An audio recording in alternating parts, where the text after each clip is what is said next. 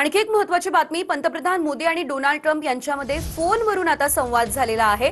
मोदी आणि ट्रम्प यांच्यात जवळपास 40 मिनिट चर्चा झाली असल्याची माहिती मिळते। इराण आणि अमेरिका यांच्यामधील संघर्षाच्या पार्श्वभूमीवरती या चर्चेला विशेष महत्त्व आहे। हॉर्मुझची सामुद्रधुनी खुली राहावी यावर भर आहे। पंतप्रधान नरेंद्र मोदी यांनी ट्विटही केलेलं आहे।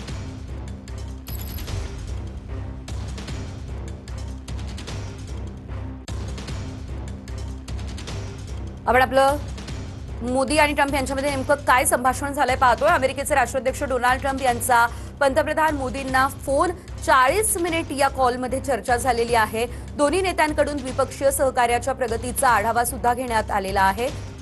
शिवाय हॉर्मुझ सामुद्रधुनी खुली आणि सुरक्षित ठेवण्यावर भर देण्यात आला असल्याचं मोदींनी सांगितलेलं आहे। स्ट्रीट ऑफ हॉर्मुझ या महत्त्वाच्या मार्गाच्या सुरक्षिततेवर दोन्ही नेत्यांनी भर दिलेला आहे। पश्चिम आशियातील सध्याच्या परिस्थितीवर देखील मोदी आणि ट्रम्प यांच्यामध्ये सविस्तर चर्चा झाली असल्याची माहिती मिळते आहे। सर्वसमावेशक जागतिक धोरणात्मक भागीदारी अधिक बळकट करण्याचा निर्धार घेण्यात आलेला आहे। विविध क्षेत्रांमध्ये सहकार्य अधिक मजबूत करण्यावरती दोन्ही नेत्यांनी भर दिला असल्याची माहिती आहे।